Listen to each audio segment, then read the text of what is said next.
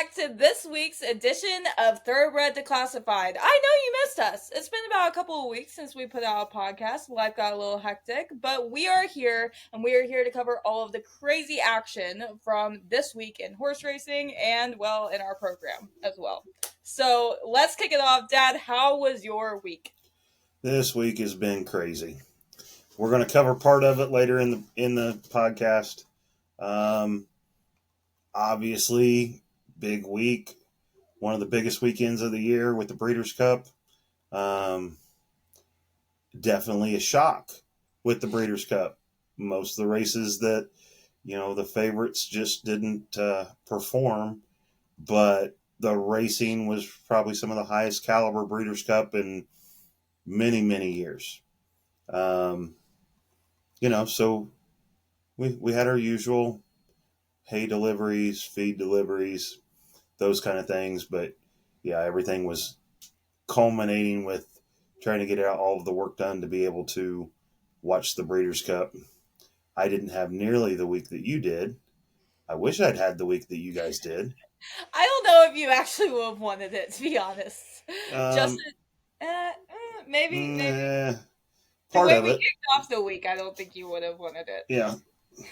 But Justin and I went on a cruise the last 4 or 5. We were gone for a week. How I got off for Breeders' Cup weekend, I have no idea. I'm never going to try that again.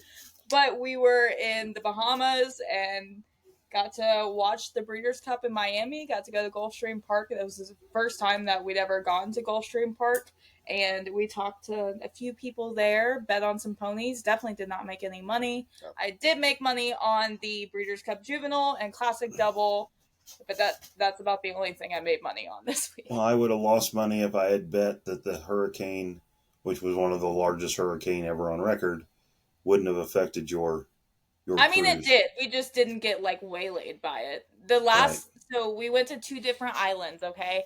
And I felt very first world problems because the last island that we went to, I'm not kidding you, it was so windy. It was the outer bands of the hurricane. Yep. It was so windy and 69 degrees. And I'm like, I don't feel like being on a beach. You should be like this. But then I got on TikTok and then saw videos from Jamaica. And I'm like, you know what? I'm not going to complain. I'm not going to complain at all. It's fine. We're alive. We're here. That's all you can ask for.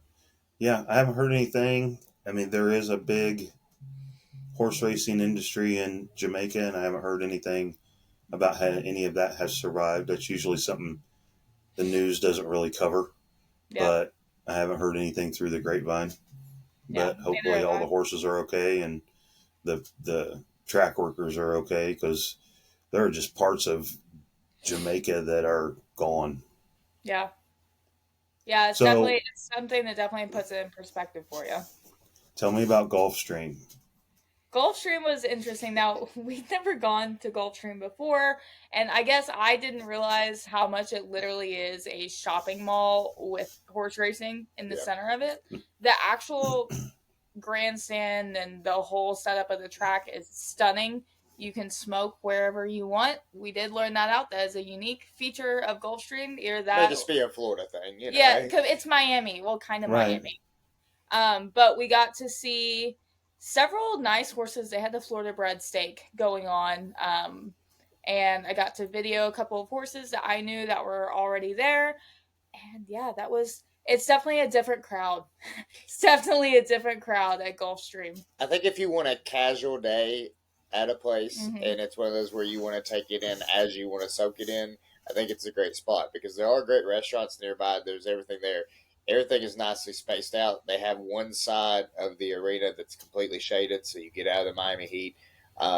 It's definitely very different from Horseshoe or any Kentucky track that we've been to by a long shot, but it was nice to kind of see how Florida racing, or just at least a track in Florida, operated compared to all the other ones that we've been. One of my favorite things about the grandstand itself is it has plaques all over the place of the major Grade 1 winners who had raced and won there. There was one for Swale that I got a picture of. Najwa and Swaps were right beside each other, right by a betting terminal, which was kind of funny. We were there for the Armed Stakes, and Armed is one of the first plaques inside the building. it was kind of cool to see how they celebrated the different horses that had raced on the track, and it's all over the track. It's not just like one Kentucky Derby winner's banner or anything like that. So You missed a really important one then that you didn't see their plaque. which one? A Florida Derby winner. Icebox. I didn't see him there. Yeah. Yeah. I guess I should have thought about that. Yeah, Icebox should have had. I'm not sure if it was Grade 1 winners there or maybe just champions. But yeah, now that I'm thinking about that, I should have tried to find that. Right. And the first thing we saw when we walked up was the cigar statues. Yeah. And her eyes lit up then, so it was a good Right. I got a picture with it. Cigar's head looks a little cursed. He looks like a little cartoon, and I love it. Huh. Well, we won't show them here, but we do have pictures of you with the actual cigar. Yeah. You know, while he was still alive at the Kentucky Horse Park and feeding him carrots and feeding him treats. So, yeah. Anything else? Oh, you guys ended up having to miss Champions Day because of, you know. Because I had to work an event at Old Friends the night before, right. And I didn't get out of that until 9 o'clock. Yeah. And we live 4 hours away, so not really the best time to drive. But I did get to go see a lot of the old horses, or at least the grave sites of old horses that we really loved at Old Friends. I got to see Klitterman, Marquetry, Polish Navy, just a lot of the kiddos that we used to see. And then, got to go meet I'll Have Another for the first time. That was a moment because when I was... Gosh, I think I may have been in like 9th grade. I was convinced I was an artist and drew a portrait of I'll Have Another winning the Kentucky Derby. And it was a cursed, awful portrait. But at least I got to see the horse and apologize to him in person for doing that to him. But you also got to meet some people.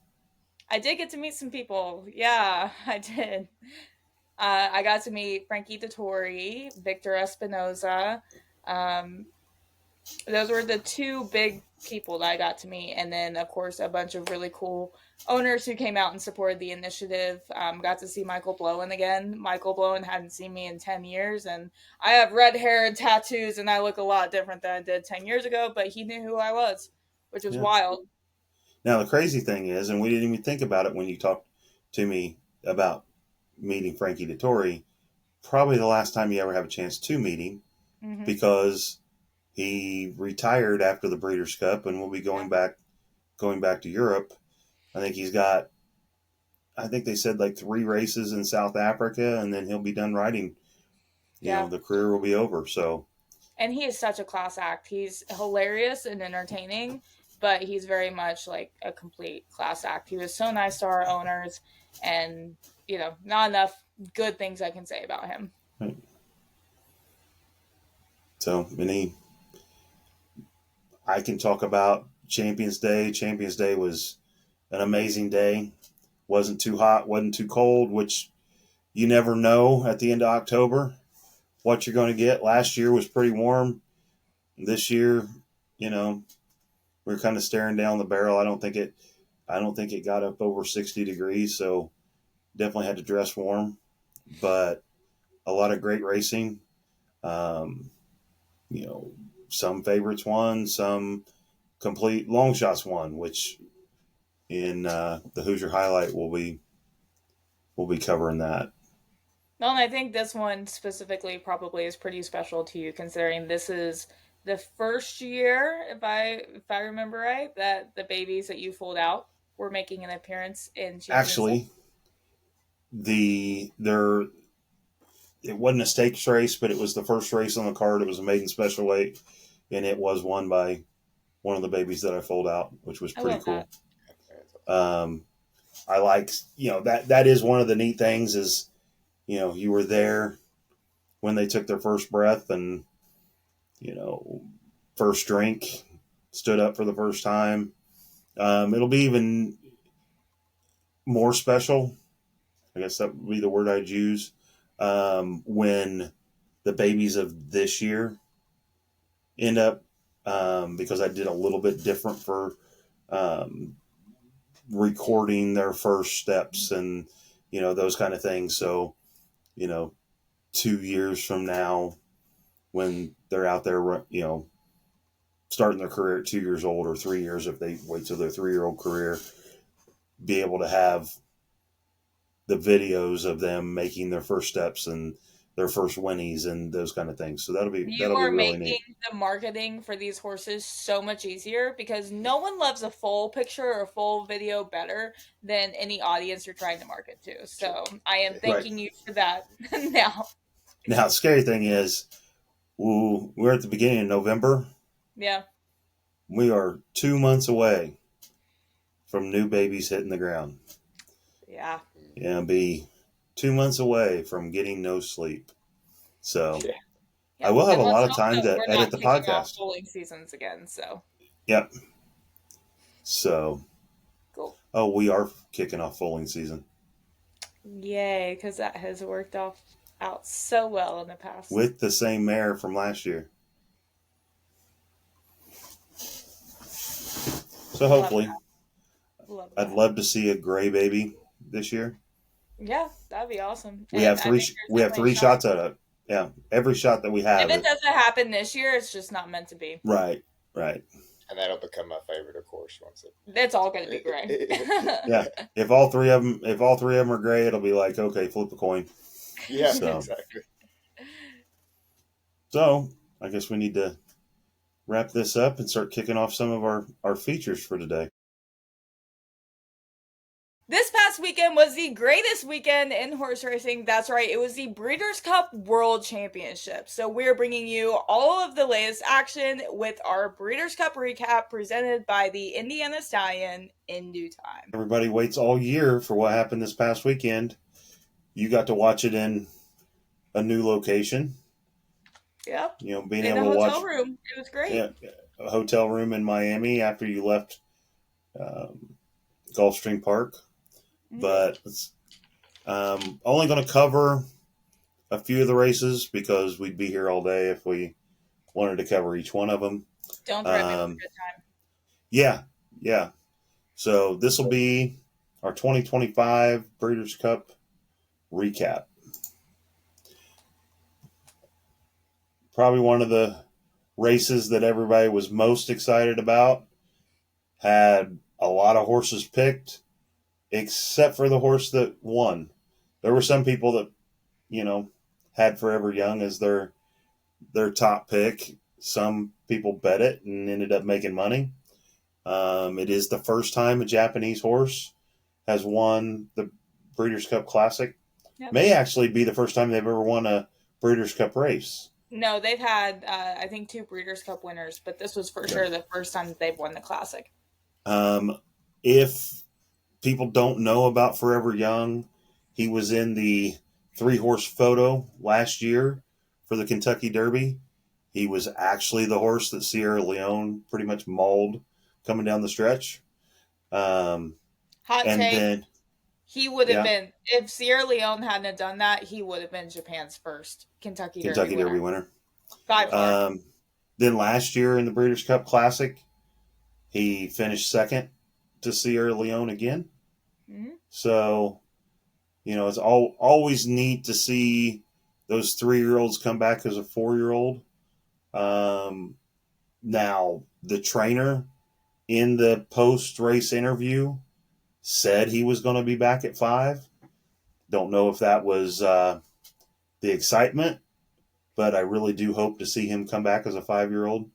One thing I really wish is that we would actually see him stand his stallion career in the United States, because that would bring the the Sunday Silence line back to the United States. Yeah. I think after winning the Breeders' Cup, they are not going to let that horse stand anywhere but Japan. Right.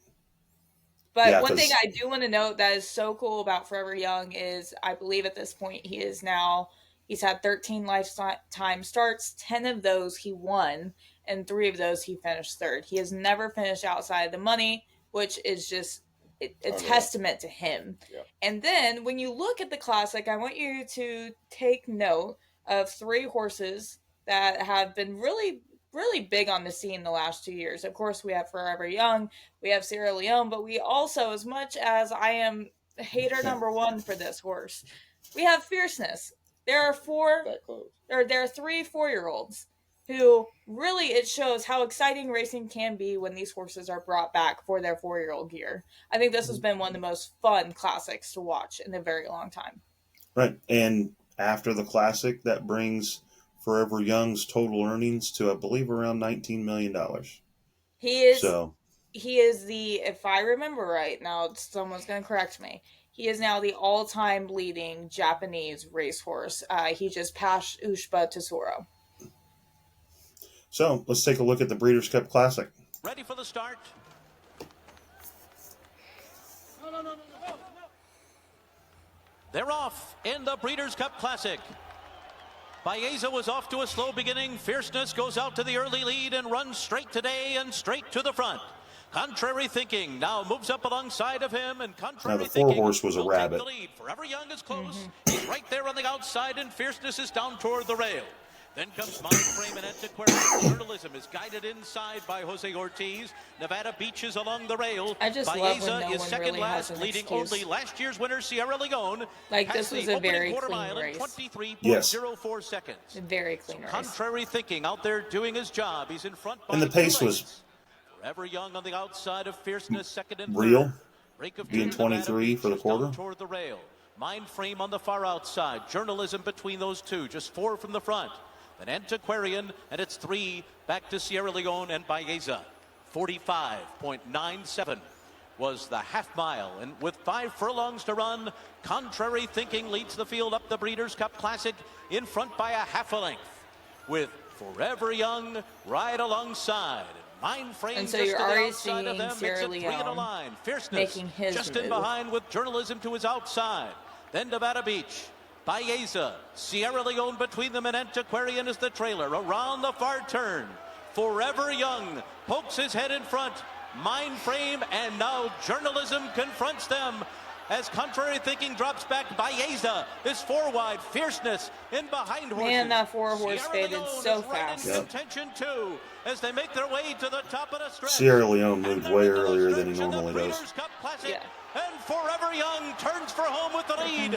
Journalism is second. They just Sierra got nothing Leone, for him. Fierceness, 1 off the rail. Still Forever Young to catch. Fierceness is coming. Sierra Leone and Journalism, they're coming to the finish. I am so glad And that it is Forever Young.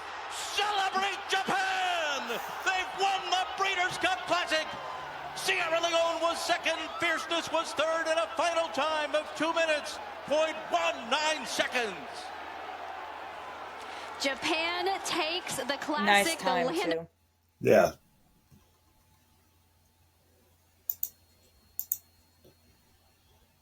So, yeah, I know there was initial conversations about the speed horse being in there to set the honest pace for Sierra Leone, but Forever Young was right there with him the whole time and won the race. So I don't really think there can be too much complaint about that horse being in there setting the honest pace, because the only difference would have been is Forever Young would have been right off of Fierceness's, shoulder, and still would have won the race. So, I see people talk about rabbits nowadays. It always cracks me up because I feel like racing has forgot what a true rabbit is with the introduction of the Kentucky Derby point system, to where you have to run in these, the actual classic-ish distances. Right. Before that, we were used to seeing true rabbits like Trinneberg or, some of those horses, Bodemeister, dropped into these races. So it's funny when you see conversation around a horse like the 4 being like, oh, well, it's crazy that he's running in. This was not new. And he was not an aggressive type of rabbit that when you hear the term rabbit, that's not what I expect a rabbit performance. He set honest fractions. He didn't go out and try to get somebody in a speed duel. He just honestly set. Now, did he fade like a rabbit? Absolutely. Absolutely, he did his job. Now, the question would be, what could that horse have done in this next race we're going to cover? Probably a lot better. The Breeders' Cup Breeders' Cup Dirt Mile, because it was around the mile area that he actually started to fade. Now, before we talk about this race, there was some drama heading into it. There's a lot of drama heading into this. Mystic Dan scratched the morning of. Both of Kenny McPeak's horses were scratched the morning of their races, which is wild. I respect vets. I have no issue with the compliance vets. Like, it is what it is. But then also, 5 minutes before the race, while they're warming up, Wyatt Barrio gets vet scratched. Yeah. Now, I heard from sources actually at the track that he was visibly off, but the connections are saying he wasn't. So I don't know who you trust on that, but he was scratched 5 minutes out from the race. I think, and this may be a little controversial, if a track vet is going to say, he looks like he's off in the front end, there needs to be more than just call up to the steward. You know, they still had plenty of time before the race to actually check him out, instead of just, he looks off. You know, there's no accountability. There's no transparency there. And here's the thing. I want to be very clear, because I feel like some people think that vets have all this power and it goes to their head or whatever. You have to realize that this is on national television. And if these horses break down, the vets are going to be the first one that are, well, third group actually blame, because you're going to have the connections to trainer and then the vets who didn't say anything. So I completely understand why they'd rather err on the side of caution, and it was shown throughout the Breeders' Cup that there are times where even minuscule things can end up being a major problem. So I don't fault them. I also understand from the connections perspective how frustrating that must have been. Well, and there's no, I watched him jog, he looked off, he scratched. There's no follow-up to that. Now, I do believe it was a team. I don't think it was just one track vet. I do believe it was a series of vets who all agreed on it.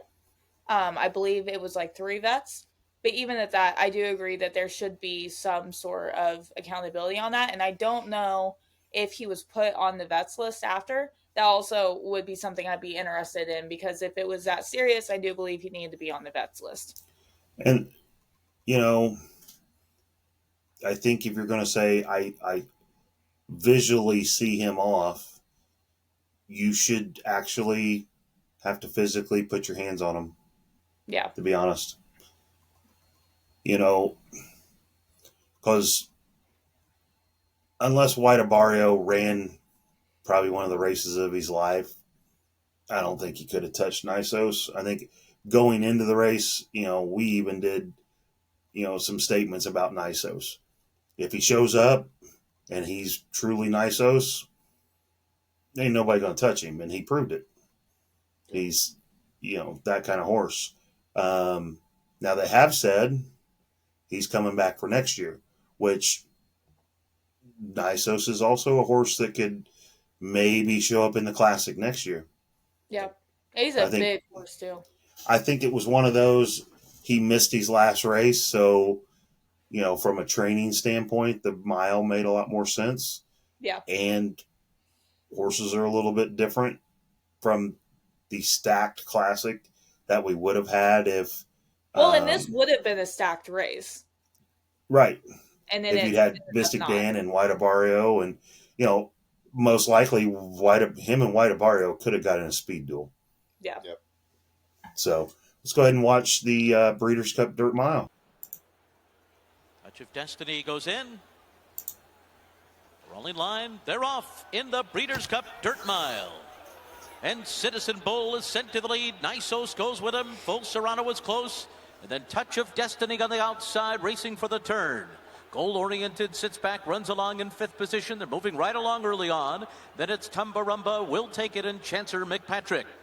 So it will be Citizen Bull and Juan Hernandez to lead the way in the Breeders' Cup Dirt Mile, with defending champion Full Serrano right behind, and the Uruguayan Touch of Destiny alongside of him. A length and a half back. Then comes goal-oriented outside of the favorite Nisos. They're 4 ahead of Will Take It and Tumbarumba. Chancellor McPatrick trails. The pace is Nisos is in the perfect spot right here. 21.74 seconds up the backstretch. Citizen Bull up top, the leader by a length and a half to Full Serrano in second. Touch of Destiny starts to give way now, passed by Nisos on the inside, and goal-oriented on the outside. Then Will Take It in Tumbarumba. Chancellor McPatrick trails through a 44.96 half mile. Around the far turn, Citizen Bull on top by 2. With his stablemate Niso starting to cut into the gap a bit in second. These two turn for home, 3 lengths clear of stablemate goal-oriented. Bob Baffert, 1, 2, 3 here. Then Full Serrano and Tumbarumba. Chancellor McPatrick has made ground on the far outside. Starting to close in, but a lot of work to do to catch these top 2 up front. Citizen Bull and Nisos. Nisos and Citizen Bull, side by side and stride for stride. Who's it going to be, Nisos or Citizen Bull in the dirt mile? It is too close to call.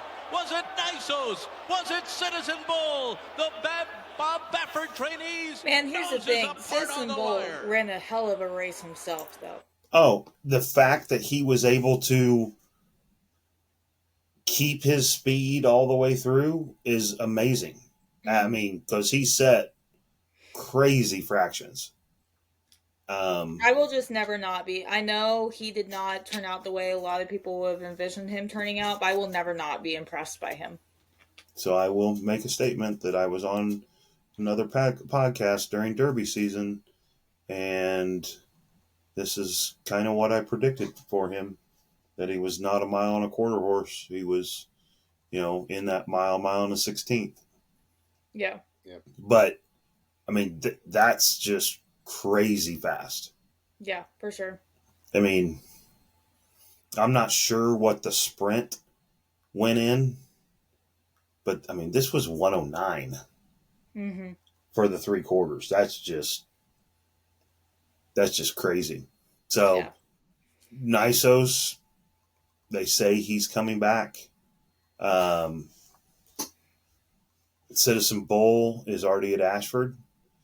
So, we won't be able to see a rematch of that, but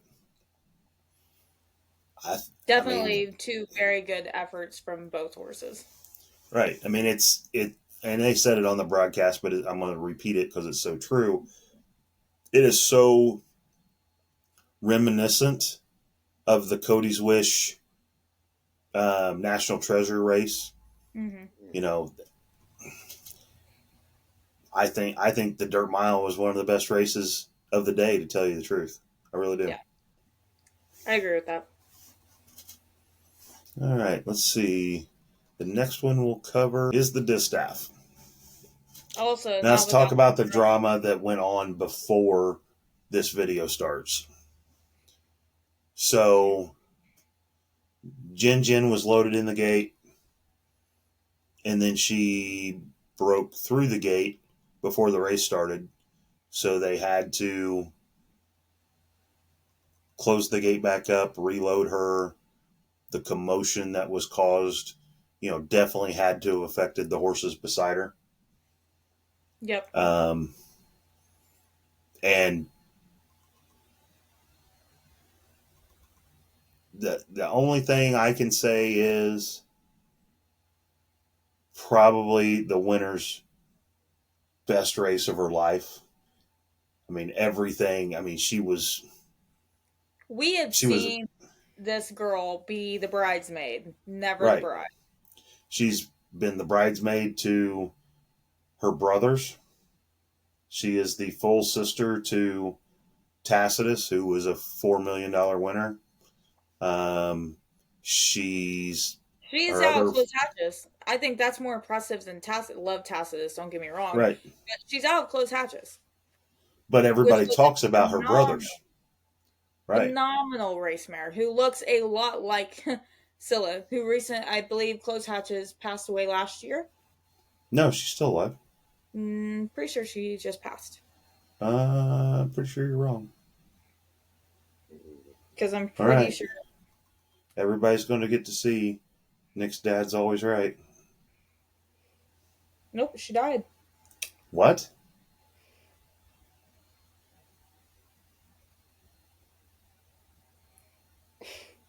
Wait, why is she listed as was? Never mind. Yeah, I don't think she died. Who was Harvard? Oh, I was thinking Blind Luck. Yeah. Okay, scratch that. She did not die. Okay. Cut this out, editing Ryan. Nope. Editing Ryan's going to leave this in for sure. Editing Ryan, I'm suing you. But I mean, she's one that has not. I mean, her Batten Down is her other full sibling. All of them by Tappet. I mean, you can't get more royally bred than Close Hatches and Tappet. Yeah. But, you know, when it come to race day, she really never was, you know, in any of her races have been really talked about too much. And coming into the Breeders' Cup, I don't think I heard one person mention her, to be honest. No, because I texted you and I said, you realize Tassa's full sister is the one that just won this. Yeah. So, and she didn't just win it. She obliterated this field. It was definitely a confusing in the best way finish. Like, I did not know that filly had it in her. You know, on this day, if Jinjin was pulled up. So, and I still haven't heard anything on her condition. I would say it probably affected Seismic Beauty quite a bit with Jinjin being right beside her when that happened. Yeah, it absolutely did. But let's say none of that happened and all of them ran the race. Celia just ran a race that nobody ever dreamed she could run. So let's take a look at the race and we can talk more about it afterwards. Gets the okay to come back. That's one coming In line. Ready for the start. They're off. In the distaff, Seismic Beauty took a bit of a bobble there shortly after the start. Yes. It is a wide open battle for the lead, which is going to go to Nitrogen on the inside. Now, there goes Scylla. Scylla grabs the front, and Jinjin goes with her. And Seismic Beauty, who just took that small bobble, is moving up on their outside and is caught 3 wide into the turn. Nitrogen is 4th. And then on the far outside, it's Dry Powder running in 5th position. In between horses, Clico is 6th. A break of another length and a half to Darth Vader, who races on the outside of Gun Song and a ground-saving 22 as they head to the backstretch. Majestic Oops is next by 3, then Regaled and Sarawak Rim. The pace is very fast here, 22.27 seconds for Scylla, who heads up the backstretch a half length in front. Jinjin is 2nd, Seismic Beauty is 3rd, Nitrogen a strong 4th right behind them, a length and 3/4 off the lead. Then Dry Powder on the outside of Clico. 45.75 was the half mile. Gun Song is 5 lengths off the lead while down toward the rail.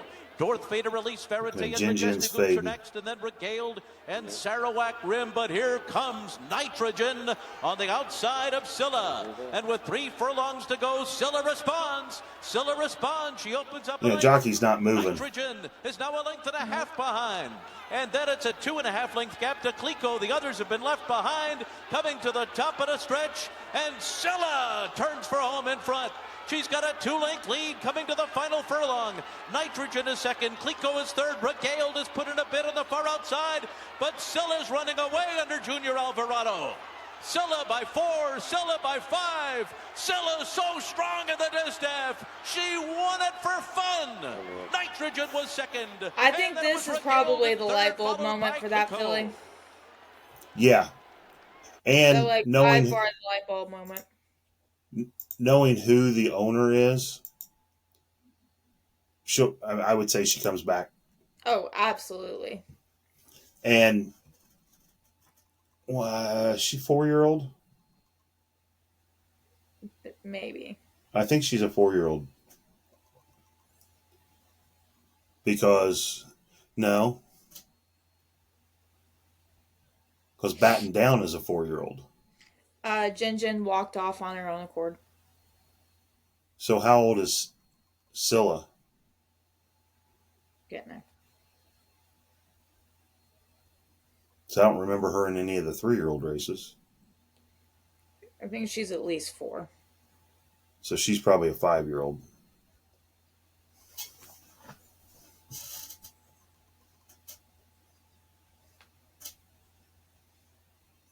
And that is one thing, while she's looking that up, for horse racing fans, if you really want to watch a racehorse and cheer for a racehorse over a longer term career, you're more likely, if you step behind a, cheering on a mare or filly, you're more likely to see a longer term career from them than you are a horse that has a stallion career ahead of them. So it was announced that was her last race. Oh, they're going to breed her? She's 5 years old. That makes sense. Great race. Yeah. And there's a lot of ways she can go. I mean, she's a daughter of Tappet. Oh, the first defense mare. She can go anywhere. How much you want to bet Gun Runner? I can see that. Yeah. Their big horse at Juddmonte. Well, they just retired their big one. No. I'm thinking Dorley. That's not it. Juddmonte. Last year. Not higher power. Elite, the sprinter. Elite or the power. miler. Elite power. Who's he by? Curlin. Well, that would make a good one too.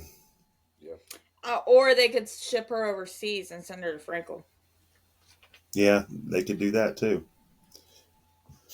So, the next race, I think a lot of people are definitely not surprised by this next race, which we're cover the Breeders' Cup Juvenile. Nope, I made money on this one. This horse has been not only just on everybody's radar, it has been the only horse they've really been talking about.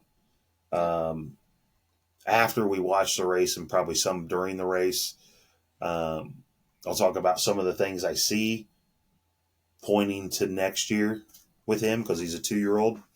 And obviously there's the funny way of how he got his name. Yep.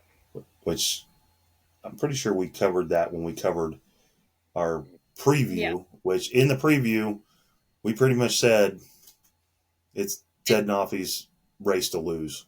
Yeah. And it definitely was. It definitely was. So let's take a look at this and we'll talk about it after we get done. Brandt has taken his position in the starting gate. We're just waiting for the last two. Comport to go in and Ted Noffey. Ted Noffey going in. They're all in line.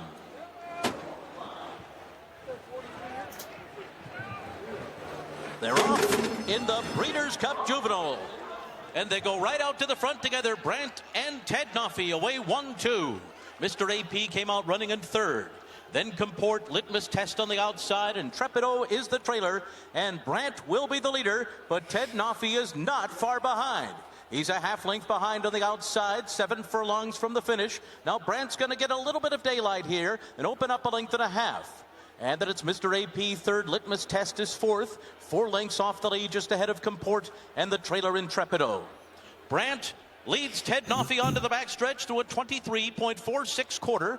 A moderate tempo for this group as they continue their journey with 5 furlongs to go. Then Mr. AP third on the inside. Really well. Litmus Test is fourth just outside of him. Then comes Comport. Intrepido is the trailer. These two favorites have been 1-2. They went 46.99 for a half mile. Flavian Pratt and Brandt. Into the far turn, John Velasquez and Ted Noffey just a half length behind. And then it's Mr. AP third with 3 furlongs to go. Litmus Test is fourth, Intrepido and Comport around the far turn. Barely asked Brandt and Ted He's- Noffey.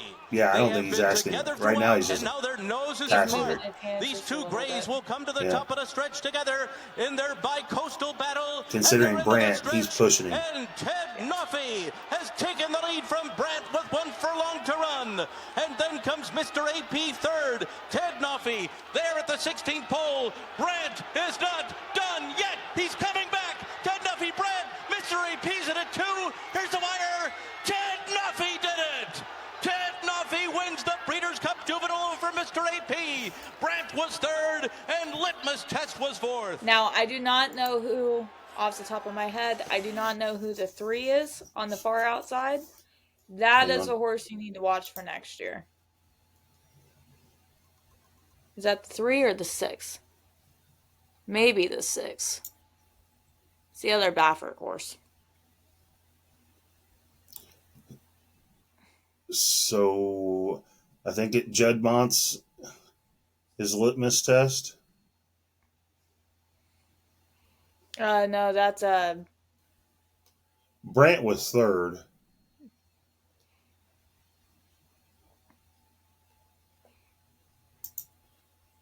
it was not a gray, but it was a horse making a big move on the outside.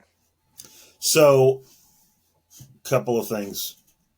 And this is, let's think about next year, Kentucky Derby preps. Just by watching the gallop out, it doesn't look like 1.25 miles will be a problem. One thing that there has been talk about this week after the race, he kind of has a Ferdinand problem. When he gets the lead, he quits. And that's what allowed Brant to come back, and Johnny had to reawaken him. Yeah. But the thing that's impressive, he'd already geared down, and when the fight came back to him, he was like pulling a trigger, and he was I gone think a lot of again. it could be, I mean, he is only 2. He is a baby. So a lot of that could be mental maturity that he will gain, into the next year. Yeah, A test like this definitely plays really well to make him a bit more mature. right. But even at that, as long as the rider knows, don't let him get too far in front. You keep You know. Johnny on him. That's what happens. Oh, yeah. I don't see that Johnny will get off of him unless he thinks there's somebody else better out there. But, yeah. Definitely early favorite for the Kentucky Derby, which the Breeders' Cup Juvenile winner always is. Yep. But, Now, historically, though, being a Breeders' Cup winner does not really help you out that much in terms of the Kentucky Derby. only twice. Street No. Sense and Nyquist are the only ones that have broke the juvenile curse. So, if you were planning on your bets, I would definitely keep that in mind. I would bet against him in the future polls because he's going to go. The price in the future polls betting against him are going to be way better than the price you can get on him. Yeah. Obviously, over the last 4 years, being by Into Mischief, Into Mischief has kind of dominated the last 4 years of the Breeders' Cup or of the Kentucky Derby, whether it be sons or grandsons. But you also have these other horses that we may not even know yet. Yep. Most of them you probably don't even know yet. That will mature and could be way better than him. We don't know yet. But he definitely was impressive in the race. 1,000%. Well, that's the last of the races we're going to track. Definitely one of the more exciting Breeders' Cups that I've watched, over the years. So, any closing thoughts, Nick? So we didn't show it here, but my favorite race was the Breeders' Cup Turf Sprint with She's So Spicy. That was a phenomenal race. I just knew I didn't have enough time to do. Yeah. All of them, because that would be the which, I mean, some people watching probably would have loved just the entire episode being on recap of the Breeders' Cup. So just a reminder, that segment was brought to you by In Due Time, who is a son of Not This Time, standing at Indiana Stallion Station. He is grade 2 placed. This is his second season at stud. And yeah, there was a lot of Not This Time action at the Breeders' Cup. There's been a lot of Not This Time action in racing in general. So it's really exciting to have not one, but two sons of Not This Time in the state of Indiana. And we happen to love our In Due Time. So.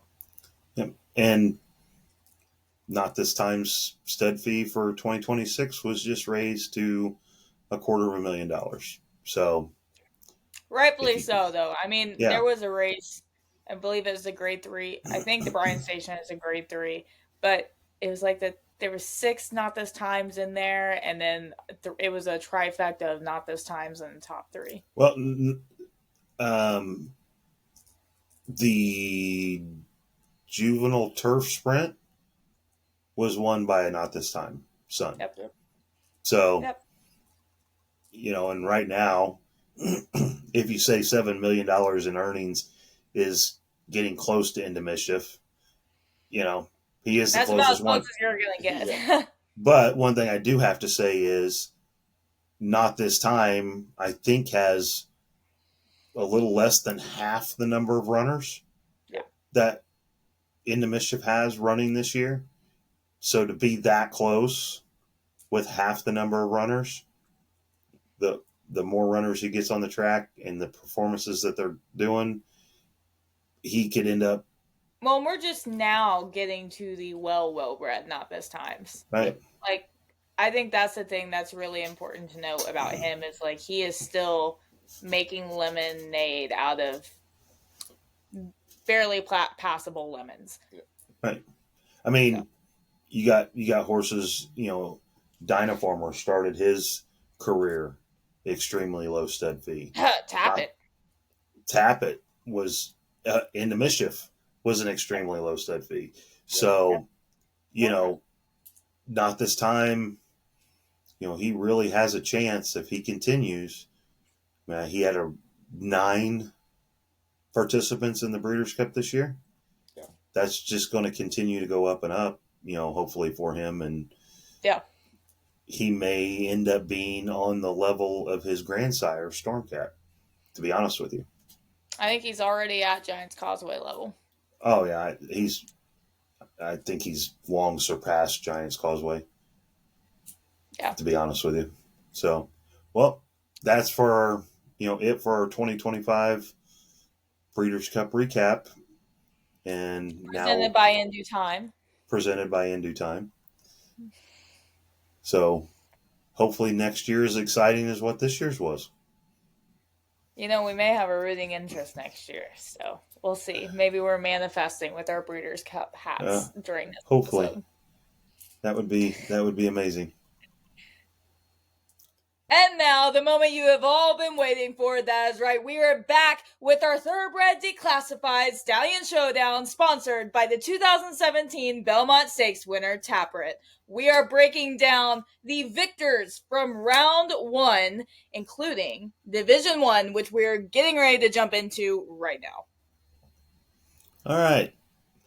So, we spent a couple weeks getting down from 64 stallions on our list down to 32. Now we're going to try to get, once we get through Division 1 through 4, which will be a couple weeks of doing that, we will make a big deal out the Sweet 16. Now, the original ones that we did probably didn't have as many arguments as what we thought of what they were going to be. But as we get fewer stallions, you're probably going to see Nick and I we're going to pull some punches. Yeah. So let's get to the first division. Oh, boy. Oh, boy. Yeah. Oh, boy. We're really going to fight, I think. Yeah. So our first 2 would be Boley and Seattle Slew. I am not going to be the first person talking about this. Boley, an absolute icon. You know this horse is buried standing up? Yeah.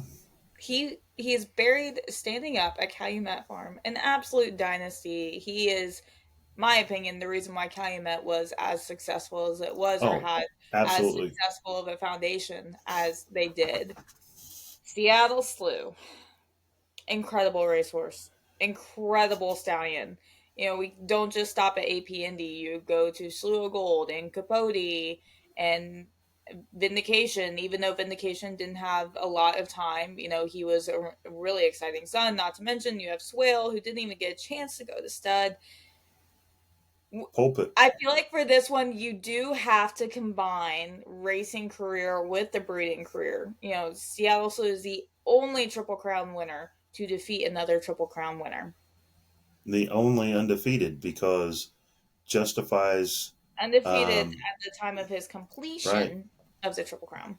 And Justifies Santa Anita Derby was taken away from him, so he is not undefeated. Word to the wise, if you really want to aggravate my dad really quickly, just say that Justifies an undefeated Triple Crown winner. He will fight you in the comments. Doesn't matter who you are, he will fight you. Yeah. With that in mind, I think I'm going to have to go with Seattle Slew. Oh, we can well, combine the entire easy. Picture.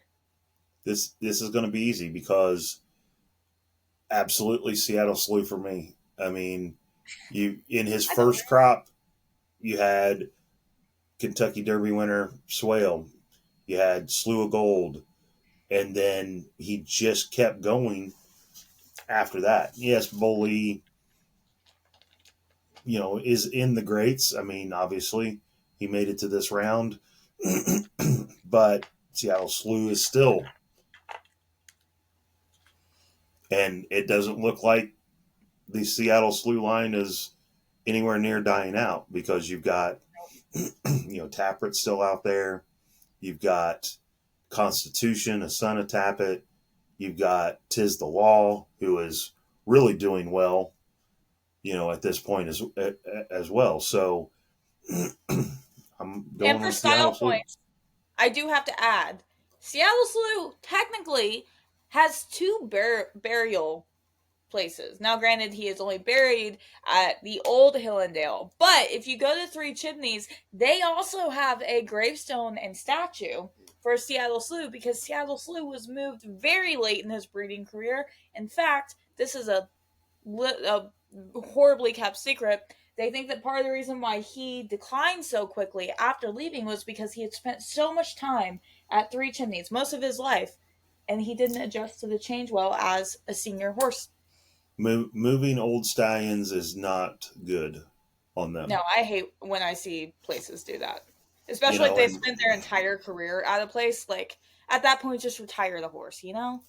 Yeah, Seattle Slew. There's one out there that this just happened to that I am actually not happy about. So, you know, Slew at Three Chimneys, you've got Slew of Gold is buried there. Capote's buried there. Yeah. You know, and with a son like AP Indy, that's, I mean, you're gonna see his line for generations to come. Absolutely. Yep. Justin, are you making this unanimous? Yeah. Yeah, I'm gonna bully him. Hang on, just for posterity's sake, we are celebrating Seattle Slew. I'm pretty sure I bought. Yeah, you did buy this one for me, right? So we love him. We're a Slew household. All right, so Slew makes it to the Sweet 16. Sunday Silence versus Giants Causeway. Oh, I don't think this one's. Yeah, I don't think this is going to be an argument at all. It's Sunday Silence. Sunday Silence. There you go. Yeah, absolutely. No debate. Yep. No debate. Easy enough. I mean, as we get later in this, you're at least for me, you're going to see his name a lot. But I know the next round of the winners of these two is going to kill you. Yes. Yeah, it will definitely. So my vote's Sunday Silence. Yep. Yep. I do love Giants Causeway. I want to stress that, like, I do love Giants Causeway. I know we've got some sport horse people that do watch this. Now, if we were looking for, like, sport, I would go Giants Causeway over Sunday Silence, because Sunday Silence throws a very tough personality. A very, very tough personality. Thank you, Halo. But for, like, overall stallions, Sunday Silence any day of the week. Well, put his race career in, Yep. which was phenomenal. Put his breeding career, his grandsons are still knocking it out of the park. And I think we should make it clear that, like, Giants Causeway had every opportunity as a stallion. He was the king heading into his stallion career. Meanwhile, Sunday Silence, no one really wanted it. That's how he ended up in Japan in the first place, is because that was the only market that really appreciated him. Right. And the sad thing is, the U.S. market still doesn't appreciate. No, that's why I don't think you'll see line. Forever Young coming over here, is because they screwed up their opportunities with Yoshida. Not that Yoshida is on the same level, but the market may treat him the same exact way. So to get to his line in the U.S., there's a particular stallion that I absolutely love that stands in Florida. And that's win. And I think at some point, stallion farms and breeders need to really, really take a look at what more does the horse have to do to earn his way into Kentucky. I will say, I think there's 2 stallions right now in Florida that wouldn't surprise me if we see them in Kentucky within the next 4 years. Win, and Leinster. Yeah, those would be interesting to see here. Yeah. Cool. All right. Manowar, Gun Runner. Manowar's me. Yeah, you can't go against Manowar. Like, I haven't. Yeah. And if you Gun Runner is incredible. I'm shocked. I'm really still shocked that you let me have that win over Alidar. But there's no way he's surviving with Manowar. But here's the thing: Alidar wouldn't survive with Manowar either. So no. And one thing I think the viewers need to know, we're all used to, the fans and the breeders now are used to stallions breeding 100, maybe 200 mares a year. I think Manowar's, his big crops were like 40. His big crops. Yeah. He averaged in the 20s. Yeah, if, Can you imagine if stallions today, now granted, I know this happens on the regional scale, but if stallions today only had 40 opportunities to produce the champions, do you think there would be a horse that'd be like Manowar? I don't think so. I really don't. It is definitely nice that the other stallions of the day were breeding same level of numbers of mares, but the things that he accomplished with just that small a crop. Yeah. No, and I think it's still really cool to think of the fact that, Manowar was before the day of starting gates. So he oftentimes was heavily handicapped in these races, and he would start behind horses. And not only start behind horses, he carried massive amounts of weight more. Yeah, that's what I'm saying. He was heavily handicapped. Like, he was just an incredible horse, and I still don't think that we've ever... I know people want to say Secretariat was like the closest thing to Manowar. Doesn't hold a candle to him. It doesn't hold a candle to him. I also don't think that's true, personally. But that's another hot take that I know I will get raked over the coals about. But no, I don't think we'll ever see another Manowar, just because the industry itself and racing itself has changed so much. But it will take a hell of a stallion to beat him in any of these divisions. And That's no slight against Gun Runner. What? Who are you picking, babe? You picking Gun Runner? Yeah. Me? But it don't matter. What's your reasoning for picking Gun Runner other than you know him? That's my reason. And I just asked him if he's picking Gun Runner. So this one, Division 1's probably going to be pretty easy. Yeah, we're all in agreement. See the Stars over Frankel.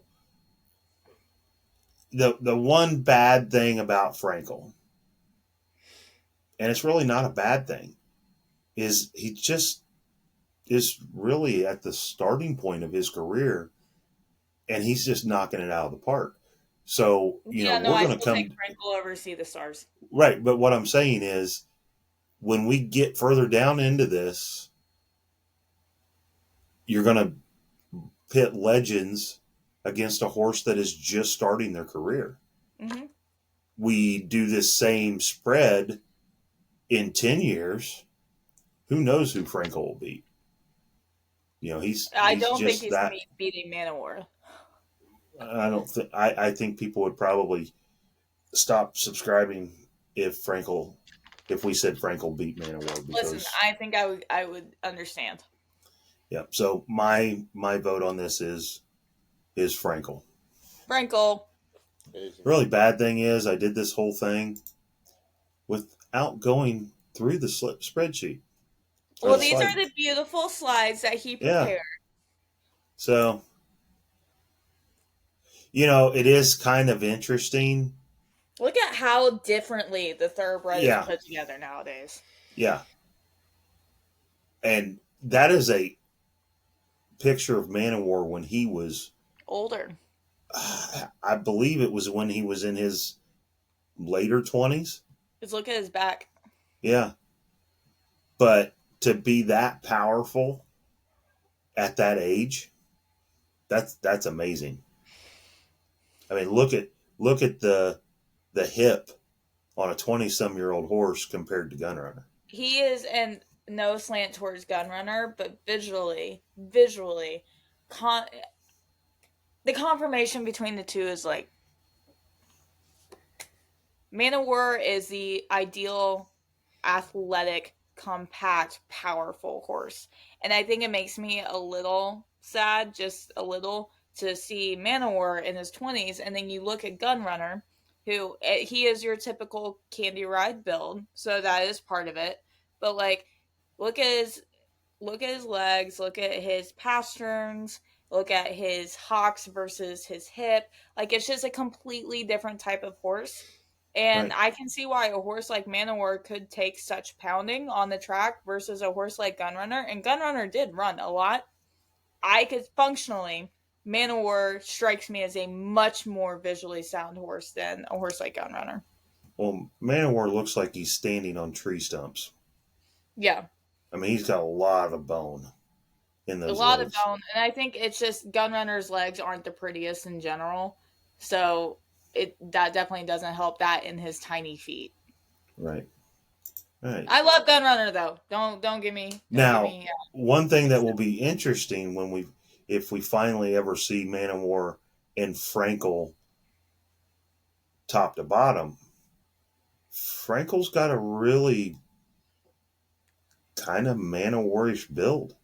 He does. All the way to the head. He's very low on his neck. But I do think, that's where Northern Dancer comes in. Yep. I was getting ready to say that. But, See the Stars is gorgeous. What do you think? And very successful. Well, that winds up Division 1. Yep. There was not much drama in that, so I apologize. Not much drama. Now, there may be drama in the comments. If you guys disagree with anything that we picked, make sure to put it in the comments. And, next week's episodes, we will check the comments and try to address any of the disagreements with us and why we picked who we did. Yep. Our reoccurring guest star has reemerged. Oh, Benny's back. Part in it. Yep. Guess who's back?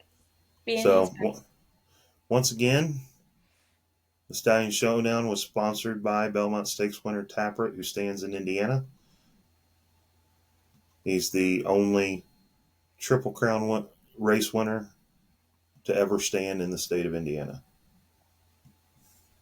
And he's out of a Grade 1 winning mare, which is Right. absolutely crazy to have access to a son of Tappet who is out of a Grade 1 winning mare. Just saying. So, let's wind this down and move on to our next subject. And now it's time for the Risen Storm update, covering members of our stable. This week we are covering Truth from Adair's training progress. A couple weeks ago I went out to High Point Training Center, and this is kind of what happened. She was initially slated to go 2 furlongs, and she was working in company with a filly by Authentic. And they did go the 2 furlongs, but she was taking it so easily, as you'll see here. They actually did 3 furlongs. The gallop out was quick enough that it would have counted if they were actually going for a 3 furlong work. He was pretty happy with it. One thing that Jeff said about her from the beginning is just that she really takes to her job very well. As you can see, she's got really nice low movement. She's very efficient with her stride, and she's a tall filly, but she's very balanced and smooth when she runs. And her stride is just massive.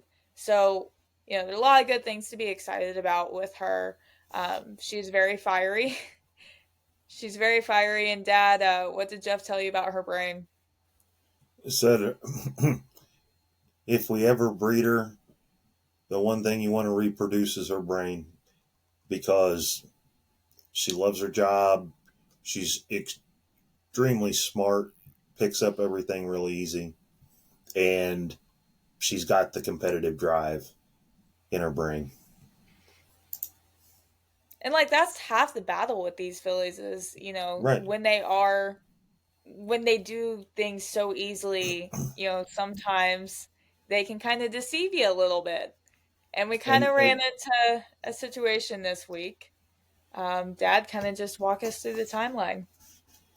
So, Nick was on vacation this past week. And they had literally just started their vacation on Monday, and they were on a boat somewhere out in the Atlantic Ocean. And I got a call from the trainer, which, when you're not expecting a call from a trainer and you get a call from a trainer, it's never any good. So I answered the phone. He's like, hey, Philly had, a little puffiness in her knee, decided to get a set of pictures. The vet said she needs to be retired. Said, there was a very large displaced chip that was almost a slab fracture, and the location of it and everything, she'll be able to make it as a broodmare, but she's not going to have a race. So that was a hell of a way to start a cruise, I'll say that. Yeah. But I also knew if I didn't tell her and then told her afterwards, she'd be ticked at me that I didn't tell her as soon as it happened.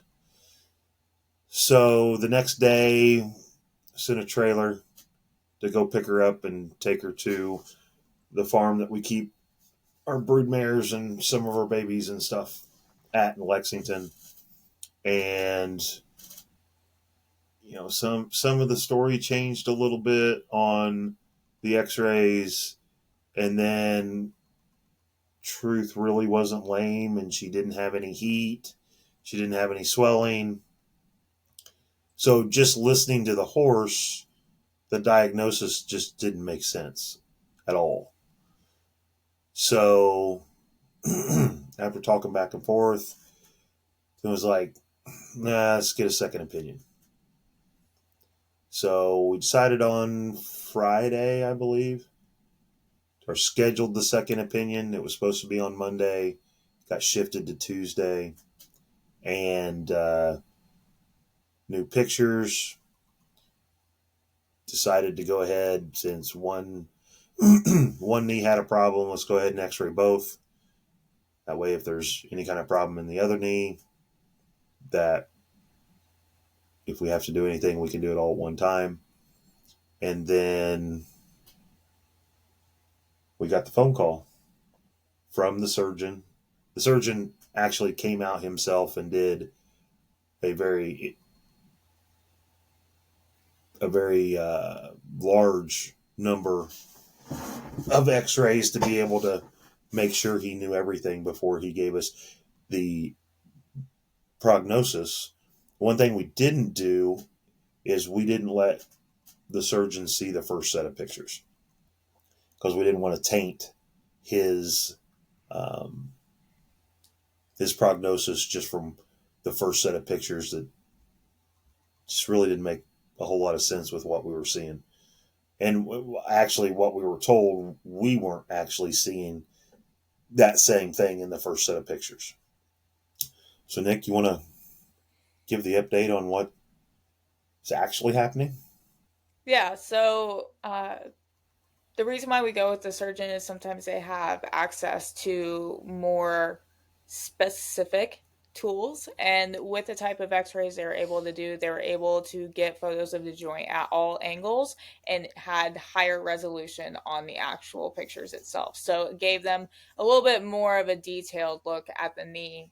So in her problematic knee, that's what I'll call it, she's got some chips that do float and kind of, not chips, they're more like Fragments. Yeah. Flakes interacting with the cartilage in her knees, and that is creating a bit of an inflammation. But there was no large chip or anything like that. So they're going to do surgery on the knee. There's also some arthritis going on in the knee, and that can happen anytime you have an injury. She does technically-ish kind of have an injury, but it's not even an injury. It's called bone remodeling, which basically, in order to strengthen bones, this is in athletes, whether you're human or you're even horses, their bones kind of have to break down a little bit in order to repair itself, and it makes it stronger. And it's all little like micro fractures. It's never anything like crazy. So sometimes those can look really crazy on a radiograph. And without that detailed imaging, it could look like a situation where you have almost a slab fracture on a knee. But, with not knowing when that stress fracture happened, because it looked like it could be older than 60 days. Yeah, it's a bare minimum of 60 days old, if not longer, judging by the arthritis. And there could be the arthritis could come from anything. Most likely source would be the little bone remodeling stress fracture.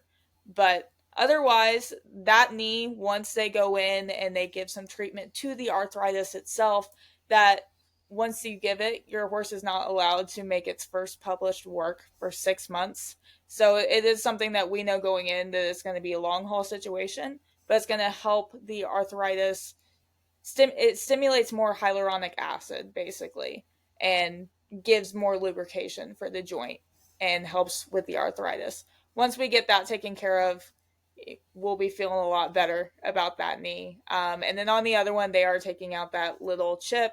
That's more of a maintenance thing than anything, just a preventative, just so we don't have to have a situation again.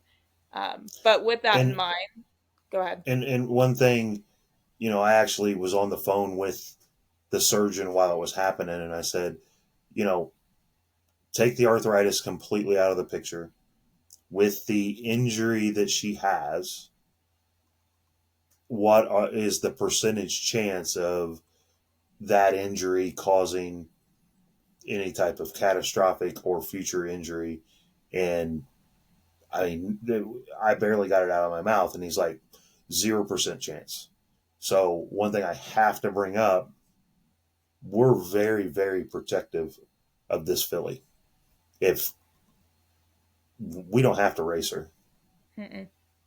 our importance to us is that she's alive and well. And, right now the prognosis is that after 120 days, she will go back into training. But, she will be under strict where she will be getting x-rayed quite frequently. And, if there is anything that tells us that she might be slightly in danger, we will pull the plug on the training. But, it's really nice with, a prominent surgeon actually coming out and doing the x-rays himself and being able to talk to him and get, a straightforward answer of how is this going to affect her life as a racehorse. And then, the biggest thing he said was after the surgery and the treatment, we just got to manage the arthritis. And the more we manage the arthritis, the longer her career is. The number one priority is we don't want to put the horse in danger. Yeah. I mean, if most of you know the story, her mom, we watched from the time she was 2 years old till she retired. We actually owned her mom's half sister, was, the broodmare, the mom of Nick's current riding jumping horse. And, we happened to see, we were at the January Keeneland auction to buy a different horse and just happened to be there on the day that she was going through, didn't even know she was going through, opened the book up, and that was the page that it landed on. Yeah. And she was in full with Truth at that point in time. And it was, as soon as we opened the page and saw her name, we knew who we were coming home with that day. We weren't even there for mares. We were there for stallions. Right. So when it came, Nick was with her every day, pretty much until the day she was, she was there when she was in labor. Yep. With Truth. And then Truth was in a position and a size that she had problem giving birth to her. She ended up giving birth at Rood and Riddle in the hospital.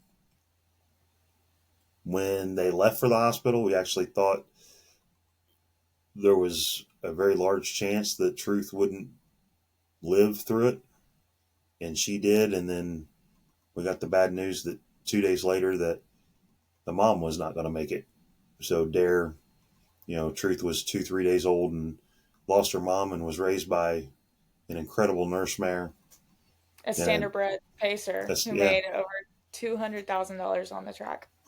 Which, when we bought Truth's mom, Truth was going to be a sales horse. Mm-hmm. We weren't keeping her. But with everything that happened, Truth was part of the family. There was no intentions of ever getting rid of her. Try to get her to the racetrack, and she's Breeders' Cup nominated, and we typically don't race. And she, before Dare, we focused only on our stallions, and Dare kind of changed the complete trajectory of our life. Truth definitely has completely changed it. She's the whole reason that we now have Taproot, because if there was no Truth, there would be no Taproot. So our number one priority is that Truth's safe and not in danger.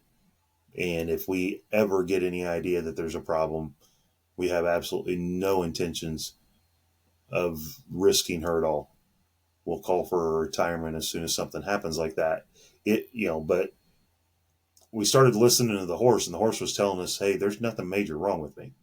And I want to bring up that her trainer has been very diligent in protecting him or protecting her this whole time.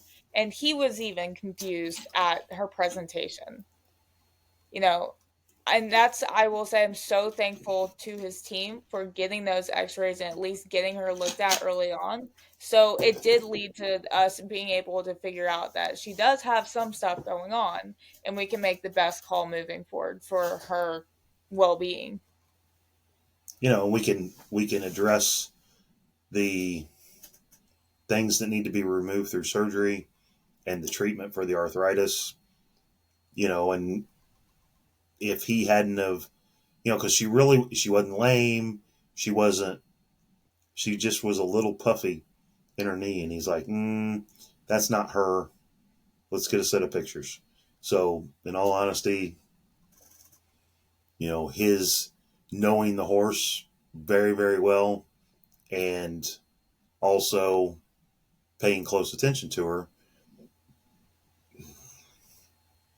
put us in a place where we can correct things that were going wrong. Because, the more she would have continued to work, may not have caused any further damage other than could have damaged the cartilage. And once you start damaging the cartilage in the knee, that's hard to come back from. Yeah, and not just come back to the racetrack, but a long life with that. So we went from complete heartbreak to total confusion to, we've got a path forward to, man, it looks like she's going to race again. Yeah. Now, Nick ends up winning the bet. I said she'd start at 2. Nick said she wouldn't start at 2, and in true truth fashion, she does something that... She's for the girlies. She's trying to make sure I win. She would be in the comment section saying that Curlin should go over Scat Daddy. She nothing with truth goes as planned. Yeah. That's the big thing. And, one thing, Truth's mom has 5 horses that have went to the track, all 5 of them winners, but she's way different. I think, what do you say, all of her siblings are no more than 15'2" in height. And 4 of them are all full, and she's even bred completely different. 4 of them are full siblings to a regional Ohio stud. 1 is an exaggerator, and then there's Truth. And they're all tiny. Yeah, the surgeon said that Truth was 16'2" right now and was still going to grow more. So, that's one thing the time off is going to help with, with her still growing. And, a lot of times when you have a 2-year-old, you get them to a certain point and then you back off of them for 90 to 120 days and they mature and develop. And, this is going to force that with her. Yeah. Takes out anything in May, but it does not rule out November. I just want to get her to the track, and then we can go to the others. Yeah, let's let her show what she's made of. What technically her most beautiful feature is, if she were to happen to go do something big, what they probably remember her by. The mark. Her tail. The vet. Her tail is stunning. The vet. First thing the surgeon, the first thing he noticed was her black mark. Yeah. And he goes, "That's interesting. Where did that come from?" And they were like, it she just showed up. With it. No, it showed up after, she was like 4 or 5 months old. It showed up as a spot about the size of a fist, and now it's half of her neck and all the way down, and it's almost to her lips now from underneath her chin. For context, guys, we thought initially it was left over from where they had to shave her to give her her medicine when she was in the hospital, because that's where it first started coming in. We thought. And then it just got massive. And the thing is, that was the initial thing that we all thought. But I went back, and because we've documented video-wise and picture-wise this filly's life in detail, which is really awesome because, there's a lot of people on TikTok that follow both of us because of her. I went back, and the IVs were actually on the opposite side. That's crazy. So and the surgeon goes, "Well, doesn't matter what side the IV was on. There's no way that could have happened from an IV. So he goes, I don't know what caused it, but it's not external factors, because if it was external factors, it wouldn't grow like that. Yeah. And the fact that it's still growing, and it's it a is genetic mutation, and it it's is not a charcoal, hereditary or almost anything black. like that. Yeah, it's a charcoal, almost black mark. So, one thing with truth, it's never easy. It's never on schedule. We live at her pleasure, on her time, and just write the checks for her. Yeah. So, cool. Anything else on truth? Nope. Until she starts her rehab. That's kind of it. Yeah. She is scheduled for surgery next Tuesday.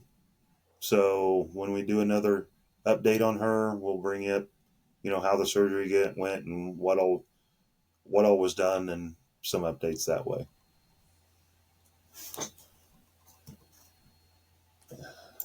Well, that is another episode